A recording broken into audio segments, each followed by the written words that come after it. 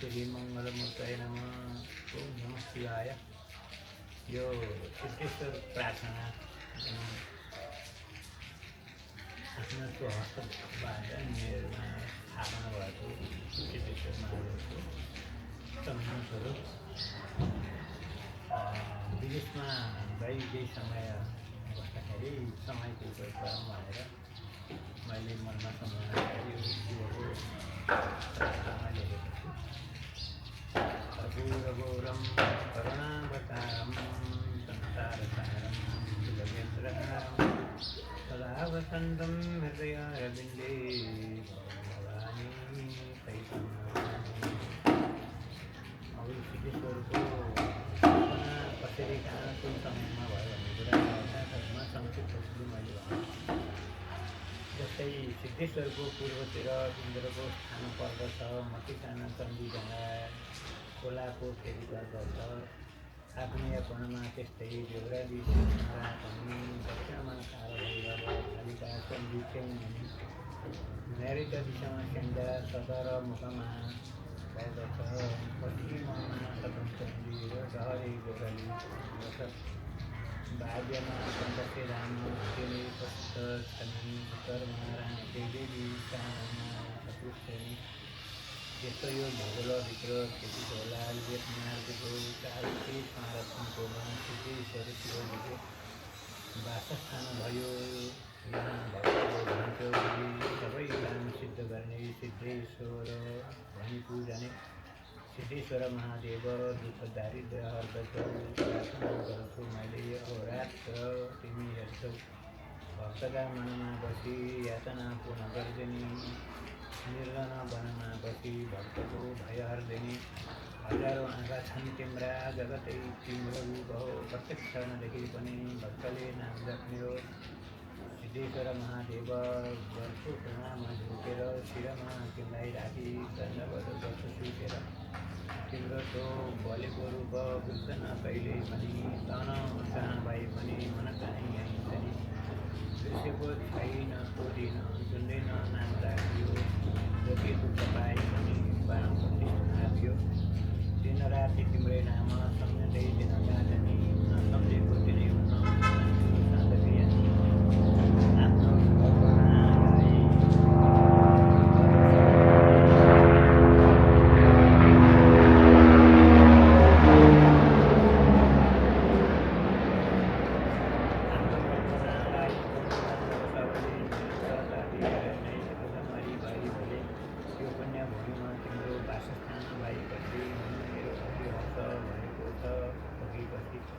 तिम्राती पाँचक नपरे जगतको रक्षा गर्दछु जगतै तिम्रो पूर्वमा पुरुषहरूले सबै विकृति गरिदिने दक्षिणमा भगोर त्यस्तै अकाल मृत हालिदिने पश्चिममा सजुजातले झन्की बनाइदिने उत्तरमा तिमीले वामदेव ध्यान भई मुक्ति दिने ईशान सर्वव्यापी भई हेर्दछौ जगतैभरि यसरी नै सबै कुरा तिमी दुःख परेको बेलामा साहसी भइदियो तिमी भन्दछन् कोही त अदृश्य कोही स्वर मैले त छौ तिमी प्रत्यक्ष नदेखिए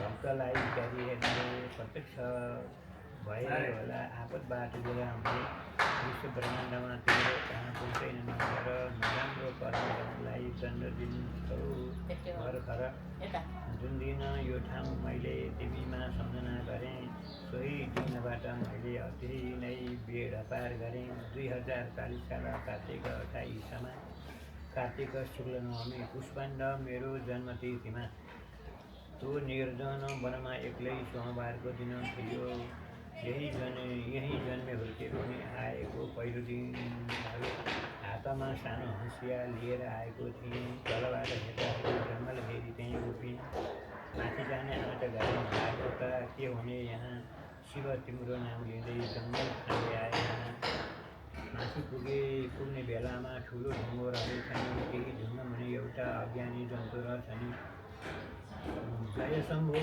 भनेर उत्तरतिर सकिगयो जय शम्भु भनेपछि उत्तरतिर सती गयो।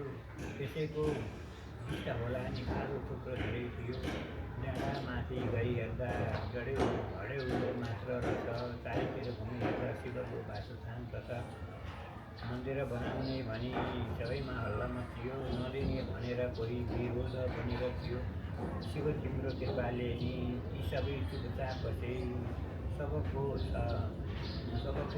सहायता भयो सिद्धेश्वरै। अजमरी शिवको रूपले नन्दीलाई हेर्छन् बसी। समाधि लिएर बस्छन् सिद्धेश्वर नामले।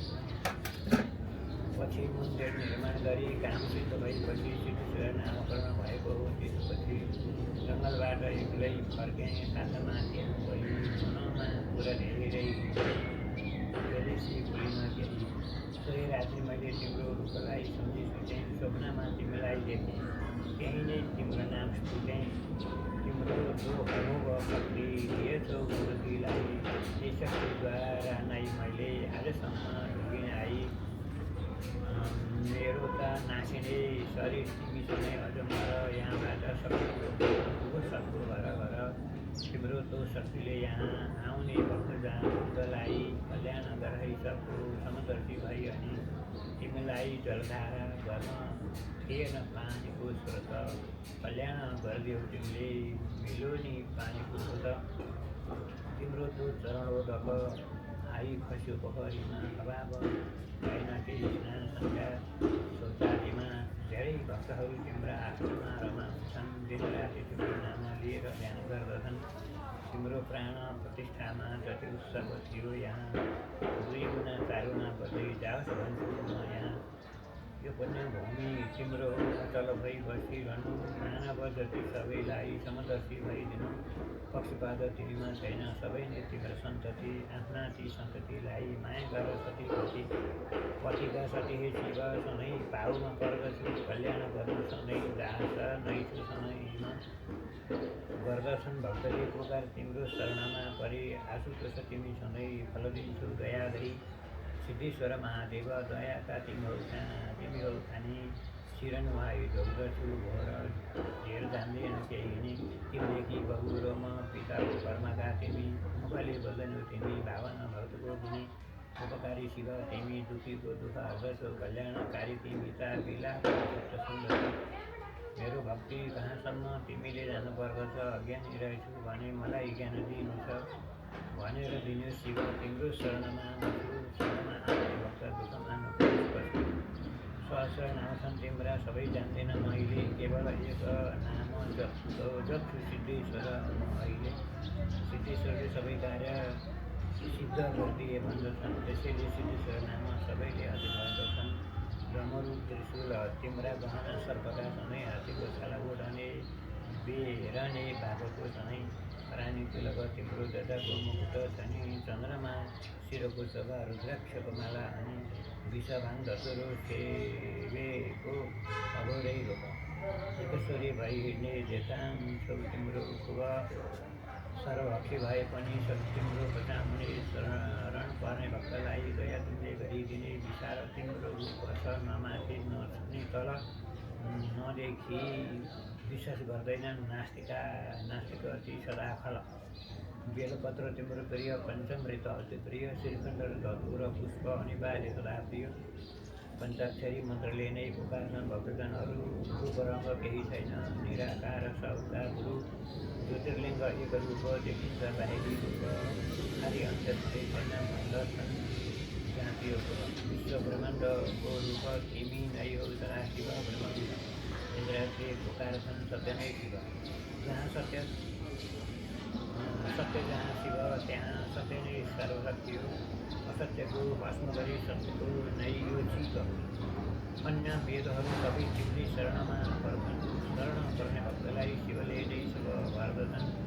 अनादर गर्नेलाई अदृश्य भई सब हर्दछन्। त्यसैले शिवनाम जपी भक्त शरण पर्दछन्। उमाका पति शिव जगतका प्राण हौ शिव। सबका पति हौ शिव दिनका दय हौ शिव।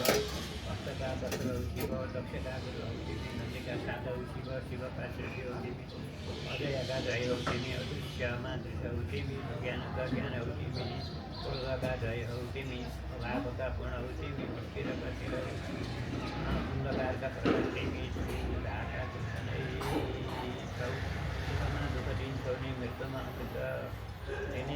शीतल हेर्नुलाई सही मार्ग देखाउने, आँखा नदेख्नुलाई भित्री आँखा देखाउने, उल्लेखका नाथ शिव तिम्रो बन्धु शनि, तिम्रो चिन्तनले गर्दा स्वप्नमा पनि देख्दछु, जहाँ गइबसी पनि तिम्रै गान गर्दछु।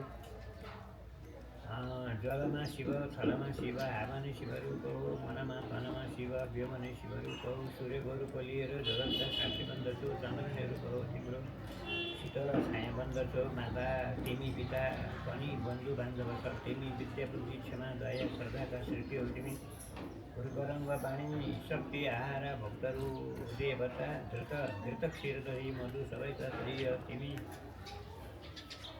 शिव बीजमा तिम्रो उप छ, कपिला फल नै तिमी, फलमा शक्ति बनेर